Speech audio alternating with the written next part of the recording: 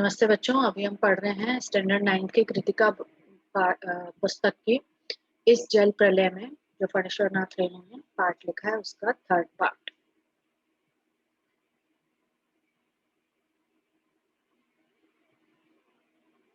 एक अलमस्त जवान रिक्शा चालक है जो अक्सर रात के सन्नाटे में सवारी पहुंचाकर लौटते समय इस गोलंबर के पास अलाप उठता है। सुन मेरे बंधु रे, सुन मोरे मितवा। अर्थात जो अभी हम लोगों ने देखा, लेखक पटना की बाढ़ का वर्णन कर रहे हैं और बता रहे हैं किस तरह से वो सब जगह से बाढ़ के हालात देखकर अपने घर लौटे और वहां पे जनसंपर्क की जो गाड़ी आई उसकी आवाज कैसे इको कर रही है। तो याद करते हुए लेखक बोलते हैं कि कई बार कोई रिक्शा चालक जो गाते गाते निकलता है तो वो सब जगह किस तरह से इको होते हुए सुनाई देता है। तभी वहां इस तरह की ऐलान हुआ, भाइयों ऐसी संभावना है कि बाढ़ का पानी रात्रि के करीब 12 बजे तक लोहानीपुर, कंकड़बाग और राजेंद्र नगर में घुस जाए। अतः आप लोग सावधान हो जाएं। प्रतिध्वनि सावधान हो जाएं, सावधान हो जाएं, अर्थात इको हो रहा है। मैंने गृह स्वामी से पूछा, गैस का क्या हाल है? बस उसी का डर है, अब खत्म होने वाला है। असल में सिलेंडर में मीटर ऊटर की तरह कोई चीज नहीं होने से पता नहीं चलता, लेकिन अंदाजा है कि 1 या 2 दिन और चल जाएगा। कोयला है, स्टोव है, मगर केरोसिन की एक ही बोतल है। फिलहाल बहुत है। अर्थात उनके घर में अपने वाइफ से पूछ रहे हैं कि घर में सब सिलेंडर वगैरह तो है, खाने पीने का इंतजाम तो हो जाएगा ना, अर्थात हमारे खाने पीने पे तो कोई फर्क नहीं आएगा। बाढ़ का भी यही हाल है, मीटर उटर की तरह कोई चीज न होने से पता नहीं चलता है कि कब आ धमके। मैंने कहा, राजेंद्र नगर में सावधान सावधान ध्वनि कुछ देर तक गूंजती रही। ब्लॉक के नीचे की दुकानों से सामान हटाए जाने लगे। मेरे फ्लैट के नीचे के दुकानदार ने पता नहीं क्यों इतने कागज इकट्ठे कर रखे थे, एक अलाव लगाकर सुलगा दिया। हमारा कमरा धुएं से भर गया। सारा शहर जगा हुआ है। पश्चिम की ओर कान लगाकर सुनने की चेष्टा करता हूँ। हाँ, पीर मुहानी या सालिमपुरा, अहरा अथवा जनक किशोर, नवल किशोर रोड की ओर से कुछ हलचल आ रही है। लगता है 1-1:30 बजे रात तक पानी राजेंद्र नगर पहुंचेगा। ये पटना का एक इलाका है। तो उनको सावधान कर दिया गया कि हो सकता है रात को पानी शहर में भर जाए, इसलिए सब लोग सावधान रहें और अपने घरों में रहें।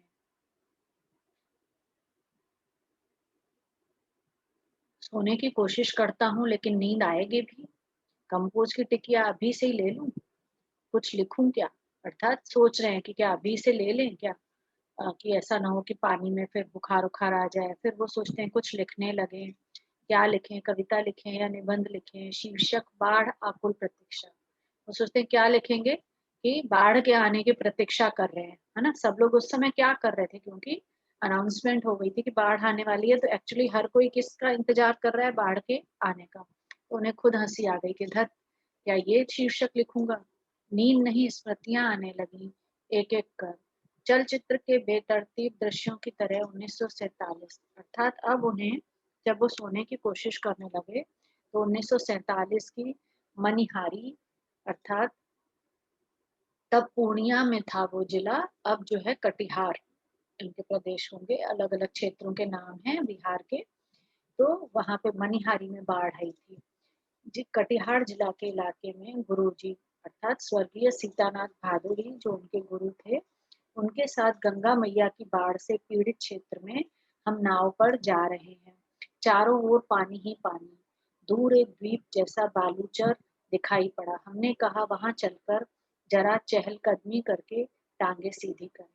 तो ये लोग नाव पे गए थे लोगों की हेल्प करने के लिए, स्वयंसेवक थे। तो वहां पे उन्होंने देखा कि सब गांव के इलाके डूबे हुए थे पानी में। उसके बीच में उन्हें एक द्वीप जैसा कुछ दिखाई दिया जो कि एक्चुअली एक गांव का हिस्सा था। तो उन्होंने बोला कि चलो नाव से नीचे उतर कर थोड़े से टांगे सीधी कर लें हम अपनी। आपने भी देखे होंगे इस तरह के दृश्य, कई लोग नाव पे चढ़कर लोगों के पास दवाई और खाने पीने का सामान पहुंचाने के लिए जाते हैं, उनको बाढ़ से निकालने के लिए हेल्प की जाती है। तो भादुड़ी जी ने कहा, किंतु सावधान, ऐसी जगहों पर कदम रखने से पहले यह मत भूलना कि तुमसे पहले ही वहां हर तरह के प्राणी शरणार्थी के रूप में मौजूद मिलेंगे। और सचमुच चींटी चीते से लेकर सांप बिच्छू और लोमड़ी सियार तक यहाँ पनाह ले रहे थे। अर्थात बाढ़ में क्योंकि सांप और बिच्छू भी जमीन पर आ जाते हैं, तो वो वहां पे मिलेंगे, तो उनके गुरुजी उन्हें सावधान रहने को बोलते हैं। भादुरी जी की हिदायत थी कि हर नाव पर पकाही गांव पकाही गांव अर्थात पानी में जब बहुत देर तक आप पानी में पैर रखते हैं, पानी में काम करते हैं, तो पैर की उंगलियां कैसे गलने सड़ने लगती हैं, घाव हो जाते हैं पानी के। तो वही उन्हें भी उसकी दवाई पकाही गांव की दवा हमेशा वो साथ में रखते थे नाव में। दिया सलाई की डिबिया अर्थात माचिस और केरोसिन तेल, मिट्टी का तेल हमेशा रहना चाहिए, जो कि लोगों को जिसकी ज़रूरत पड़ती है सबसे ज़्यादा। और सचमुच हम जहाँ भी जाते, खाने-पीने की चीज़ से पहले पकाई गाँव की दवा और दियासलाई की माँग होती। अर्थात लोगों को खाने-पीने की चीज़ें भी इतनी से पहले भी वो दवा और माचिस माँगते कि जिससे कि वो अपना काम चला सकें। 1949 उस बार ये जो लेखक हैं वो याद कर रहे हैं कि किस तरह से उन्होंने अभी तक जो बाढ़ थी वो कभी-कभार कहीं रिलीफ करने के लिए रिलीफ वर्कर की हैसियत से गए थे, वो उन्हें अब याद आ रही हैं पिछली बातें। उस बार महानंदा की बाढ़ से घिरे वापसी थाने में एक गांव में हम पहुंचे। हमारी नाव पर रिलीफ के डॉक्टर साहब थे। गांव के कई बीमारों को नाव पर चढ़ाकर कैंप में ले जाना था। एक बीमार नौजवान के साथ उसका कुत्ता भी कुई कुई करता हुआ नाव पर चढ़ाया। डॉक्टर साहब कुत्ते को देखकर भीषण भयभीत हो गए और चिल्लाने लगे, कुकुर नहीं, कुकुर नहीं। कुत्ते को कुकर भी कहा जाता है। तो बीमार नौजवान छप से पानी से उतर गया, बोला हमारा कुकर नहीं जाएगा तो हमहू नहीं जाएगा। फिर कुत्ता भी छपाक पानी में गिरा, हमारा आदमी नहीं जाएगा तो हमहू नहीं जाएगा। याद कर रहे हैं लेखक कि किस तरह से लोग कई लोग तो ऐसे हैं जो इंसान की कहीं कीमत नहीं कर रहा है, और कहीं आप देखेंगे कि लोग अपने पशुओं के लिए, पालतू जानवरों के लिए लोग खुद भी जो था वो लड़का बीमार था, लेकिन वो अपने कुत्ते के बिना जाने के लिए तैयार नहीं हुआ, और उसका कुत्ता भी जो था वो अपने मालिक के पीछे-पीछे बाढ़ में कूद गया। लेकिन वो ऐसा नहीं था कि वह चला जाए खुद। तो इस तरह से लेखक को याद आ रहा है कि कहीं तो आदमी आदमी की हेल्प नहीं करता, और कहीं पशुओं से कितना प्यार होता है कि लोग अपनी एक हेल्थ की भी केयर नहीं करते हैं और उन्हें बचाने की कोशिश की जाती है पशुओं को भी। परमान नदी की बाढ़ में डूबे हुए एक मुसहरों की बस्ती, ये एक आदिवासी हैं जिनका नाम मुसहरी बोला जाता है, जो कि दोने पत्तल आदि बनाते हैं। वहां पे एक बार बाढ़ आई थी, तो हम राहत बांटने गए। खबर मिली थी कि वे कई दिनों से मछली और चूहों को झुलसाकर खा रहे हैं, किसी तरह जी रहे हैं। किंतु टोले के पास जब हम पहुंचे तो ढोलक और मंजीरे की आवाजें सुनाई पड़ी। जाकर देखा, एक ऊंची जगह मचान बनाकर स्टेज की तरह बनाया गया है। बलवाही नाच हो रहा था। लाल साड़ी पहनकर काला कलूटा नटुआ दुल्हन के हाव भाव दिखला रहा था, यानी वह धानी है। धरनी घर छोड़कर मायके भागी जा रही है और उसका घरवाला उसको मना कर राह से लौटाने गया है। इस पद के साथ ही ढोलक पर द्रुत ताल बजने लगा। एक बार की उन्हें बात याद आ रही है कि कहीं उन्होंने सुना कि कोई आदिवासी जाति बहुत पानी में बड़ी मुश्किल से है, उन्हें खाने पीने की कमी है।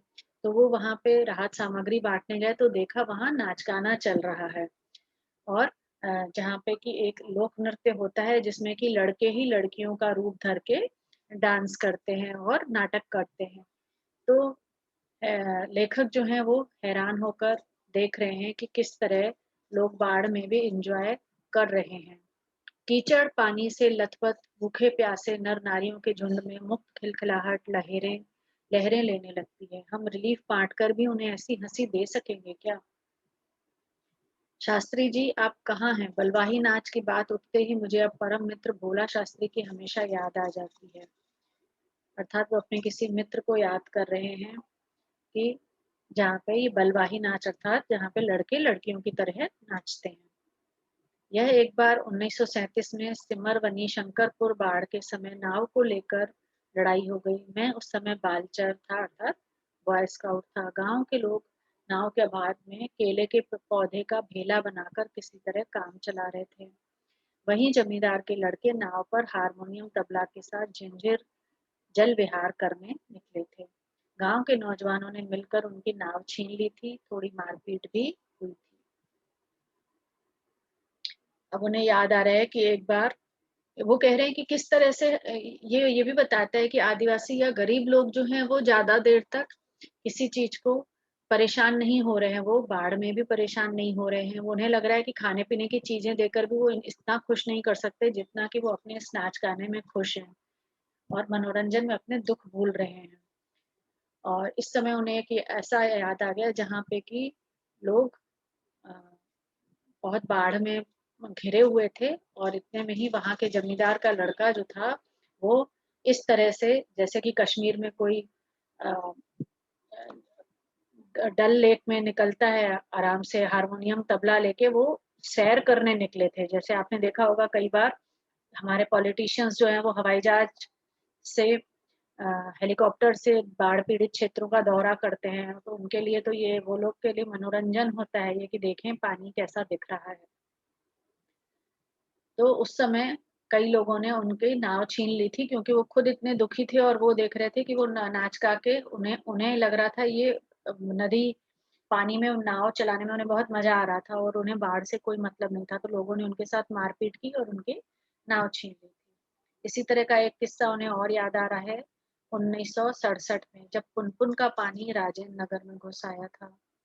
एक नाव पर कुछ सजे धजे युवक और युवतियों की टोली किसी फिल्म में देखे हुए कश्मीर का आनंद घर बैठे लेने के लिए निकली थी। नाव पर स्टोव जल रहा था, केतली चढ़ी थी, बिस्कुट के डब्बे खुले हुए थे।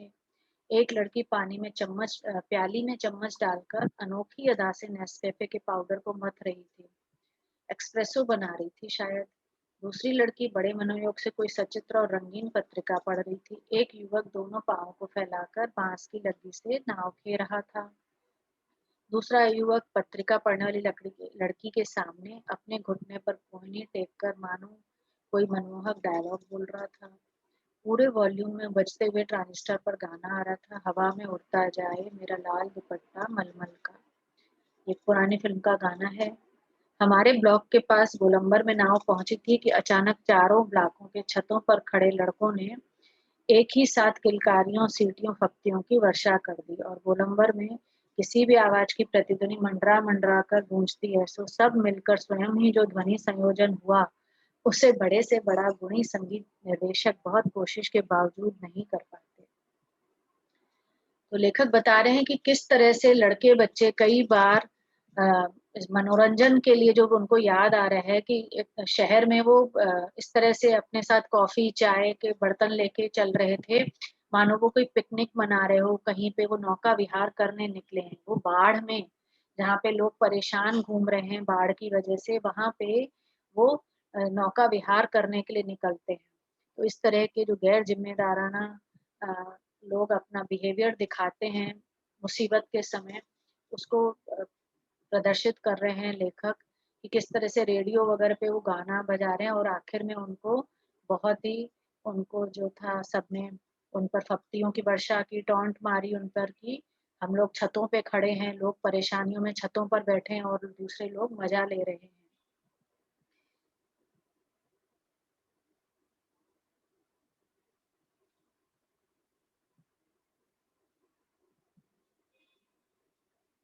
एग्जिबिशनिज्म तुरंत छूमंतर हो गई, अर्थात जब उन्होंने लोगों को अपने ऊपर लोग उनके उनको डांटने लगे तो वो तुरंत ही वहां से निकल चले। युवतियों के रंग लाल लाल, होंठ और गाल काले पड़ गए। नाव पर अकेला ट्रांजिस्टर था जो पूरे दम के साथ मुखर था। नैया तोरी मझधार, अर्थात जो भी गाना चल रहा था वो ट्रांजिस्टर बज रहा था, लेकिन लोग अब उनको होश आ गया कि उन्हें ऐसा नहीं करना चाहिए था। कहो राम सगार पनिया आ रहे लो, ना आ रहे लो, 2:30 बज गए मगर पानी अब तक नहीं आया। तो लोग जो थे वो बाढ़ का इंतजार कर रहे थे सोते सोते कि रात को 12-1 बजे तक पानी आ जाएगा। अब जो लेखक हैं वापस वर्तमान की बात कर रहे हैं कि अभी तक 2:30 बज गए थे लेकिन लगता है अभी तक पानी नहीं आया। कहीं अटक गया अथवा जहां तक आना था आकर रुक गया, अथवा तटबंध पर लड़ते हुए इंजीनियरों की जीत हो गई हो शायद, या कोई दैवीय चमत्कार। क्योंकि सरकार ने बोला था 12-1 बजे तक आ जाएगा, 2:30 बज के अभी तक नहीं आया। तो उन्हें लगा कि शायद कुछ अच्छा हो गया है, शायद इंजीनियरों ने कोई बाँध-वाँध बना लिया हो जिससे कि पानी रुक गया हो। रास्ता तो इधर से ही है। चारों ब्लॉकों के प्रायः सभी फ्लैटों की रोशनी जल रही है, बुझ रही है, सभी जगे हुए हैं। कुत्ते रह रहकर सामूहिक रुदन करते हैं और उन्हें रामसिंगार की मंडली डाँटकर चुप करा देती है। मुझे अचानक अपने उन मित्रों और स्वजनों की याद आई जो कल से ही Pataliputra colony, Krishnapuri, Boring Road के अथाह जल में घिरे हैं। जितेंद्र जी, विनीता जी, बाबू भैया, इंदिरा जी पता नहीं कैसे हैं, किस हाल में हैं। शाम को एक बार पड़ोस में जाकर टेलीफोन करने के लिए चुंगा उठाया। बहुत देर तक नंबर डायल करता रहा। उधर सन्नाटा था एकदम। कोई शब्द नहीं, टुंग फुंग कुछ भी नहीं। बिस्तर पर करवट लेते हुए फिर एक बार मन में हुआ कुछ लिखना चाहिए, लेकिन क्या लिखना चाहिए? कुछ भी लिखना संभव नहीं। और क्या जरूरी है कि कुछ लिखा ही जाए? नहीं, फिर स्मृतियों को जगाऊं तो अच्छा। लेखक जो है वो बार बार बाढ़ का लोगों की आवाजें सुन रहे हैं, जो उनके कॉलोनी में, उनके एरिया में लोग आपस में बात कर रहे हैं, वो सबको सुनाई दे रही है। लेखक को अचानक अपने उन दोस्तों की याद आती है जो बाढ़ क्षेत्रों में घिरे हुए हैं। उन्होंने उनको फोन करने की भी कोशिश की थी, लेकिन शायद उनकी फोन लाइनें भी खराब हो चुकी हैं। लेखक को फिर से नींद नहीं आ रही है, वो सोच रहे हैं कुछ लिखें, लेकिन क्यों लिखें?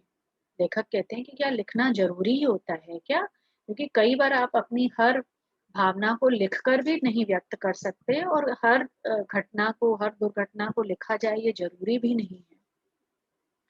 कभी वापस स्मृतियों में वापस पुरानी बातें लेखक वापस पुरानी बातें याद करने लगते हैं। पिछले साल अगस्त में नरपतगंज थाना चकड़दाहा गांव के पास छाती भर पानी में खड़ी एक आसन्न प्रसवा हमारी ओर गाय की तरह टुकुर टुकुर देख रही थी। नहीं, अब भूली बिसरी याद नहीं, भीतर है आंखें मूंद कर सफेद भेड़ों के झुंड देखने की चेष्टा करूं। अब लेखक का क्या कहना है कि एक बार उन्हें, एक जब बहुत पानी का जल भराव था चकरदहा गांव में, तो एक प्रेग्नेंट लेडी थी जो कि जिसको कि बच्चा होने ही वाला था कुछ ही समय में, जल्द ही। और वो हेल्प के लिए देख रही थी, तो अचानक लेखक को उसका चेहरा याद आ गया कि किस तरह से वो बेबस औरत उन्हें देख रही थी कि कोई उसकी हेल्प कर दे और उसे हॉस्पिटल तक ले जाए। अचानक ही लेखक कहते हैं कि उन्हें इस तरह की याद आती है तो उन्हें दिल घबराने लगता है, और वो वापस आंखें मूंदकर सफेद भेड़ों के झुंड देखने की चेष्टा करते हैं। उजले उजले सफेद, यानी कि वो चाहते हैं कि वो सब कुछ अच्छा देखें उन्हें। अ, जो काला है हमारे, जो इंसानियत का एक, हम लोगों की इंसानियत कहाँ मर जाती है, जो एक मनुष्य का अ, हमारे जैसे जीवन के, कभी तो मनुष्य बहुत अच्छे काम करता है और कभी हम लोगों को मुसीबत में देखकर भी उन्हें मदद नहीं करते हैं। तो ये हमारा एक काला पन्ना होता है, वो उसे याद नहीं करना चाहते। तो इसलिए कवि ने, लेखक ने लिखा है कि मैं केवल उजली भेड़ें देखना चाहता हूँ। अचानक सभी उजली भेड़ काले हो गई। बार बार आंखें खोलता हूँ, मूंदता हूँ, कालों को उजला करना चाहता हूँ, अर्थात काले हो गए, अर्थात उन्हें लगा कि हर मनुष्य कितना मतलबी है, कितना अपना ही स्वार्थी है, कि वो उसी को वो कह रहे हैं कि सब उजले भेड़, यानी जो व्हाइट भेड़ें थी वो भी काली हो गई हैं। वो आंखें खोलते हैं, मूंदते हैं, कालों को उजला करना चाहते हैं, भेड़ों के झुंड भूरे हो जाते हैं, उजले भेड़ काले, किंतु उजले गेहुए रंग के भेड़। अर्थात वो देखते हैं कि मनुष्य किस तरह अपने रंग बदलता रहता है, कभी कैसा कभी कैसा। ओई दाखो ऐसे गेछे जल, झकझोर कर मुझे उठाया गया। घड़ी देखी, ठीक 5:30 बज रहे थे, सवेरा हो चुका था। आ रहलो है, आ रहलो है पनिया। हो राम सागर, हो मोहन रामचंद्र आंखें मलता हुआ उठा पश्चिम की ओर। थाना के सामने सड़क पर मोटी डोली की शक्ल में मुंह में झाग फेन लिए पानी आ रहा है, ठीक वैसा ही जैसा शाम को कॉफी हाउस के पास देखा था। पानी के साथ साथ चलता हुआ किलोल करता हुआ बच्चों का एक दल। उधर पश्चिम दक्षिण कोने पर दिनकर अतिथिशाला से आगे बच्चे बस्ती के पास बच्चे क्यों कूद रहे हैं? नहीं, बच्चे नहीं है, पानी है। वहां मोड़ है, थोड़ा अवरोध है, इसलिए पानी उछल रहा है। तो 5:30 बजे अचानक ही बहुत सारी आवाजें हुई कि पानी आ गया है, और लेखक अचानक से आंखें मलते हुए उठ बैठे और देखा कि किस तरह से पानी उनकी गली में प्रवेश कर रहा है, उनके इलाके में प्रवेश कर रहा है, झाग के साथ उछलता कूदता। लेकिन उन्होंने देखा कि कई बच्चे भी उसके साथ साथ पानी आ रहे हैं, तो उन्हें बड़ी हैरानी हुई कि बच्चों को, क्योंकि जब तक पानी का स्तर कम रहता है तब तक बच्चों को मजा आता है, लेकिन पानी का स्तर कब बढ़ जाए कहा नहीं जा सकता। पश्चिम उत्तर की ओर ब्लॉक नंबर 1 के पास पुलिस चौकी के पिछवाड़े में पानी का पहला रेला आया। ब्लॉक नंबर 4 के नीचे सेठ की दुकान के बाएं बाजू में लहरें नाचने लगीं। अब मैं दौड़कर छत पर चला गया। चारों ओर शोर, कोलाहल, कलरव, चीख पुकार और पानी का कलरव, लहरों का नर्तन। है ना? क्या होता है, पहले तो लोग बड़े कौतूहल से पानी देखते हैं और फिर चीखने चिल्लाने लगते हैं। जब पानी का स्तर बढ़ जाता है तो लोग छतों पे चढ़कर देखते हैं कि पानी किस तरह बढ़ रहा है। सामने फुटपाथ को पार कर अब पानी हमारे पिछवाड़े में सशक्त बहने लगा। गोलंबर के गोल पार्क के चारों ओर पानी नाच रहा है। आ गया, पानी तेजी से बढ़ रहा है, चढ़ रहा है। करंट कितना तेज है। सोन का पानी है? नहीं नहीं, गंगा जी का है। आ गए लोग। लोगों का आवाजें आने लगी। सामने की दीवार की ईंटें जल्दी जल्दी डूबती जा रही हैं। बिजली के खंभे का काला हिस्सा डूब गया। ताड़ के पेड़ का तना क्रमशः डूबता जा रहा है, डूब रहा है। अब भी यदि मेरे पास मूवी कैमरा होता, अगर एक टेप रिकॉर्डर होता, बाढ़ तो बचपन से ही देखता आया हूँ, किंतु पानी का इस तरह आना कभी नहीं देखा। अच्छा हुआ जो रात में नहीं आया, नहीं तो भय के मारे न जाने क्या हाल होता। क्योंकि लेखक ने पहले ही बताया है कि उन्हें डर लगता है, वो इतने बहादुर नहीं है। तो वो कहते हैं अच्छा हुआ कि सुबह को पानी आया और मैं देख रहे हैं। अब उन्हें मन हो रहा है कि काश उनके पास अगर कोई कैमरा होता या कोई टेप रिकॉर्डर होता तो वो ये सब कैमरा में कैद करते। जैसे आजकल आपने देखा होगा, लोग हर घटना को मोबाइल में रिकॉर्ड कर लेते हैं, किंतु पानी का इस तरह आना कभी नहीं देखा। देखते ही देखते गोल पार्क डूब गया, हरियाली लोप हो गई। अब हमारे चारों ओर पानी नाच रहा था। भूरे रंग के भेड़ों के झुंड, भेड़ दौड़ रहे हैं, भूरे भेड़। वह चाय वाले की झोपड़ी चली गई। काश मेरे पास एक मूवी कैमरा होता, एक टेप रिकॉर्डर होता तो क्या होता। अच्छा है कुछ भी नहीं है। कलम थी, वह भी चोरी चली गई। अच्छा है कुछ भी नहीं मेरे पास। ये है लेखक का निष्कर्ष कि हम सब मनुष्य जो हैं, भूरे रंग के भेड़ों का अर्थ है कि जो लेखक हैं वो मनुष्य की स्वार्थपरता और बेबसी को देख रहे हैं कि किस तरह से हम केवल अपने स्वार्थ के लिए, जब बाढ़ आती है तो अपने लिए पानी इकट्ठा कर, अपने लिए खाने पीने की चीजें इकट्ठा करके बैठ जाते हैं, और अपने को सुरक्षित करके हमें, या हमारे सरकारें जो हैं वो किस तरह से कुछ खास इंतजाम नहीं करती हैं। जो बाढ़ हर साल आती है उसके लिए आज तक कभी कोई ठोस कदम नहीं उठाया गया, और लोग तमाशे की तरह इन सब चीजों को हर साल देखते रहते हैं। इसीलिए लेखक कहते हैं कि वो पहले सोचते हैं कि काश उनके पास कैमरा होता, वो रिकॉर्डर होता तो वो रिकॉर्ड करते, लेकिन अंत में वो कहते हैं कि अच्छा है मेरे पास कुछ भी नहीं है। क्योंकि इस तरह की घटनाओं को कैमरा में कैद नहीं करना चाहिए, इन समस्याओं का निदान ढूंढने की आवश्यकता है। केवल लिख के सनसनी पैदा नहीं करना चाहिए। तो लेखक कहते हैं कि अच्छा हुआ मेरे पास जो पेन थी वो भी चोरी हो गई, कुछ नहीं है मेरे पास।